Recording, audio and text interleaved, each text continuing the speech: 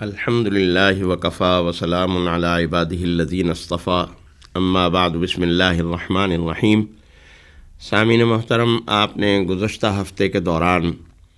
سورۃ الانعام کی آیات مبارکہ 126 تا 137 کے مضامین تفصیل سے، یعنی کل 12 آیات کے مضامین تفصیل سے سماعت فرمائے۔ آج ان آیات مبارکہ کے مضامین کا خلاصہ اور لب لباب اور نچوڑ آپ کی خدمت میں پیش کیا جائے گا۔ سورۃ الانعام کی ابتدائی آیات میں حق جل مجدہ نے عقائد و ایمانیات سے بحث کرتے ہوئے حضرت ابراہیم علیہ السلام اور ان کی اولاد میں سے 17 انبیاء علیہ السلام کا ذکر کیا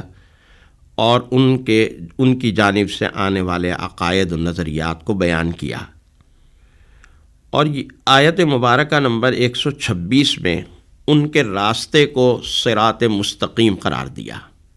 اور بڑا واضح اعلان ہوا وَهَذَا صِرَاطُ رَبِّكَ مُسْتَقِيمًا، کہ دیکھو ان انبیاء علیہ السلام نے جو طریقہ زندگی تمہیں بتایا ہے، جن عقائد و نظریات کا تمہیں اور جن خیالات کا تمہیں خوگر بنایا ہے، جن اعمال معاشرتی اور عبادتی اعمال کا تمہیں عادی بنایا ہے، وہ ہے اصل میں صراط مستقیم، اور وہ سیدھا راستہ کہ جس سیدھے راستے کو تم نے سورۃ الفاتحہ کے اندر پروردگار عالم سے طلب کیا تھا۔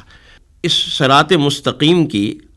تفصیل بھی بیان کی گئی اور یہ بتلایا گیا کہ اس صراط مستقیم پر اللہ نے جگہ جگہ نشانیاں لگا دی ہیں،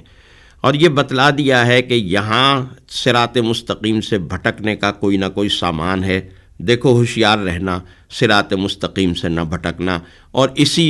بے خطر سیدھے راستے کے اوپر چلتے رہنا۔ بلا شبہ اس پر چلنے میں آزمائشیں آئیں گی، امتحانات آئیں گے، لیکن صبر و استقامت کے ساتھ ان آزمائشوں کو جھیلتے رہنا، ان امتحانوں میں کامیاب ہوتے رہنا اور آگے بڑھتے رہنا۔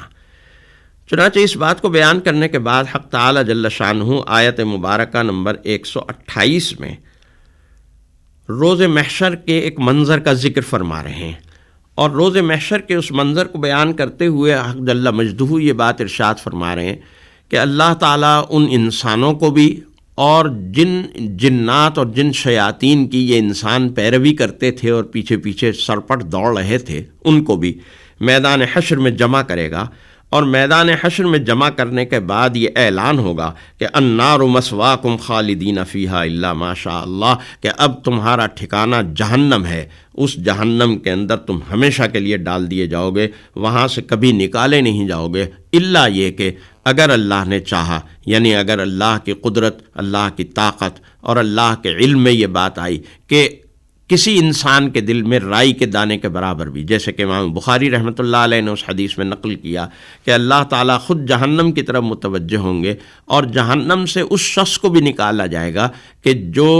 ایک رائی کے دانے کے برابر بھی ایک بہت معمولی سا درجہ ایمان کا اپنے دل میں رکھتا تھا، لیکن اپنے گناہوں اور بدعمالیوں کی وجہ سے جہنم میں سزا بھگت رہا تھا۔ تو الا ما شاء اللہ سے مراد وہ ہے۔ آیت مبارکہ نمبر 130 میں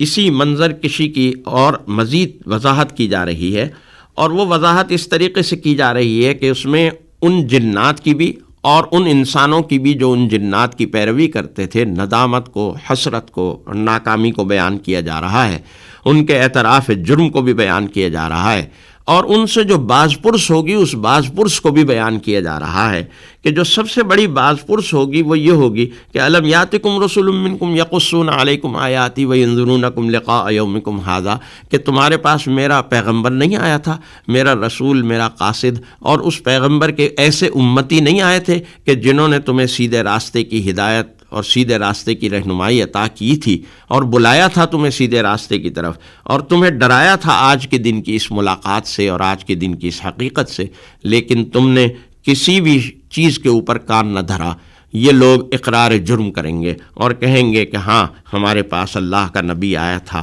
اللہ کا پیغام آیا تھا، اللہ کے نبی کی تعلیمات بھی آئی تھیں، لیکن ہم نے غفلت اور لاپرواہی کا ارتکاب کیا اور آج ہمیں اس انجام کو بھگتنا ہے۔ چنانچہ اس انجام کو بیان کرنے کے بعد حق جل مجدہ ایک بات کی وضاحت فرما رہے ہیں، اور یہ بات ارشاد فرما رہے ہیں کہ دیکھو اس بات کو یاد رکھنا کہ دنیا کی زندگی امتحان اور آزمائش کی زندگی ہے، جبکہ آخرت کی زندگی اس امتحان کا نتیجہ حاصل کرنے کی زندگی ہے۔ دنیا کی زندگی بیج بونے کی زندگی ہے اور آخرت کی زندگی فصل کاٹنے کی زندگی ہے۔ لیکن ایک بات بڑی مشترک ہے، اور وہ مشترک یہ ہے کہ وہ دنیا کی زندگی ہو جو آزمائش اور امتحان پر مشتمل ہے، جو بیج بونے پر مشتمل ہے، یا آخرت کی زندگی ہو جو ثمرات کی اور نتائج کی دنیا ہے، دونوں زندگیوں کی بنیاد اور اساس اللہ کے نظام عدل کے اوپر قائم ہے۔ اللہ نے ایک بہت بڑا نظام عدل ایسا قائم کیا ہے، اور اس بات کو قرآن کریم میں بارہا ذکر کیا گیا کہ اللہ تعالیٰ ذرہ برابر بھی کسی کے اوپر ظلم نہیں کرتا۔ میدان عدل اور میدان حشر اللہ تعالیٰ کا ایسے عدل کا نظام قائم ہوگا کہ اس عدل میں ذرہ برابر بھی شبہ نہیں کیا جا سکتا۔ تو اسی عدل کی یہاں ہمیں بھی نصیحت کی گئی اور یہ بتلایا گیا کہ دنیا میں تم بھی عدل و انصاف کی زندگی کے ساتھ قائم رہو، اپنے ساتھ بھی عدل کرو، اپنے عزیز و اقارب کے ساتھ بھی عدل کرو، حتیٰ کہ اپنے دشمن کے ساتھ بھی عدل کرو، اپنے دشمن کے ساتھ بھی کبھی غیر عادلانہ اور غیر منصفانہ جو رویہ ہے وہ نہ رکھو۔ چنانچہ اس بات کو بیان کرتے ہوئے حق تعالیٰ جل شانہ آیات مبارکہ نمبر 135 اور 36 میں مشرکین مکہ کی دو باطل اور جاہلانہ رسموں کا ذکر فرما رہے ہیں۔ ایک رسم تو یہ تھی کہ جتنی بھی پیداوار ہے، زمینی پیداوار، زرعی پیداوار، اور جتنے مویشی مال ہیں، وہ سارے کے سارے یوں تقسیم کرتے تھے کہ یہ حصہ اللہ کا ہے اور یہ حصہ ہمارے معبودان باطلہ کا ہے۔ جو معبودان باطلہ کا حصہ ہوتا تھا وہ ان بتوں کے مجاورین کو دے دیا جاتا تھا،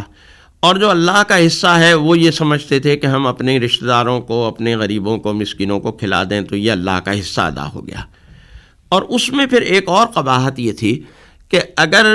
اٹھاتے ہوئے حصے الگ الگ کرتے ہوئے اللہ کے حصے میں سے کچھ حصہ مشرکین کے حصے میں، یہ بتوں کے حصے میں گر جاتا تھا تو اسے نہیں اٹھاتے تھے۔ ہاں البتہ مشرکین کے بتوں کے حصے میں سے کوئی حصہ اگر اللہ کے حصے میں گر جاتا تھا تو فوراً اٹھا کے اسے واپس اپنے بتوں کے حصے میں ڈال دیتے تھے۔ یہ ایک بہت برا فیصلہ تھا، ساء ما یحکمون، اور اس سے ہمیں بھی اس بات کی طرف متنبہ کیا جا رہا ہے کہ ہم بھی ذرا دیکھیں کہ ہم اپنی دینی ترجیحات کو دنیاوی ترجیحات کے مقابلے میں کیسے قربان کر دیتے ہیں۔ کیا ہم کبھی دنیاوی ترجیحات کو دینی ترجیحات کے مقابلے میں قربان کرتے ہیں؟ ذرا اس کو سوچنے کی ضرورت ہے۔ دوسری جو باطل رسم اور جاہلانہ رسم بیان کی گئی وہ قتل اولاد کی تھی۔ نہ صرف یہ کہ قریش مکہ اس قتل اولاد کے اندر مبتلا تھے، بلکہ اسے ایک بہت اچھا اور بہت مستحسن قدم سمجھتے تھے، اور یہ سمجھتے تھے کہ اس باطل رسم کی وجہ سے ہم معاشرے کی طرف سے آنے والی جو بے عزتی اور عار ہے اس سے بھی بچ جائیں گے۔ بیٹیوں کو، بچیوں کو وہ اپنے لیے عار سمجھتے تھے، اور یہ سمجھتے تھے کہ ہم معاشرے میں منہ دکھانے کے قابل نہیں رہیں گے اگر ہم کسی بیٹی کے باپ ہوں گے۔ یہ کیسی جاہلانہ بات تھی، کس قدر قبیح حرکت تھی، لیکن اپنے تئیں یہ سمجھتے تھے کہ یہ بہت اچھی بات ہے، ہم اپنے آپ کو اعزاز و اکرام سے نواز رہے ہیں، ہم اپنے آپ کو ذلت و رسوائی سے بچا رہے ہیں، لیکن در حقیقت یہ اس رسم سے وہ اپنے آپ کو انتہائی ذلت و رسوائی کے گہرے گڑھے کے اندر ڈال رہے تھے۔ اللہ تعالی ہمیں ان چیزوں کو سمجھنے اور ان چیزوں سے اپنے آپ کو، اپنے معاشرے کو، اپنے ماحول کو، اپنے ارد گرد کے لوگوں کو محفوظ رکھنے کی ہمت اور توفیق نصیب فرمائے۔ آمین۔ وآخر دعوانا ان الحمد للہ رب العالمین۔